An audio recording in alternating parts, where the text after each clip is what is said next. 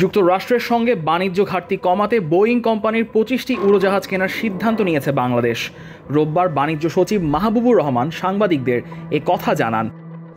এর আগে Bangladesh Boeing company থেকে 14টি উড়োজাহাজ কেনার সিদ্ধান্ত নিয়েছিল, কিন্তু এবার উড়োজাহাজের সংখ্যা বাড়ানো হচ্ছে বলে বাণিজ্য সচিব নিশ্চিত করেন।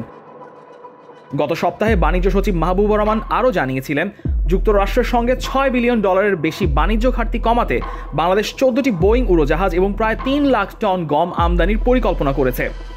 বাংলাদেশের ওপর আরোপিত 35% বাণিজ্য শুল্ক কমানোর লক্ষ্যে 29 জুলাই যুক্তরাষ্ট্রের প্রধান বাণিজ্য আলোচনাকারী সংস্থা ইউএস ট্রেড রিপ্রেজেন্টেটিভ USTR এর সঙ্গে আলোচনায় বসবে বাংলাদেশের বাণিজ্য প্রতিনিধি দল।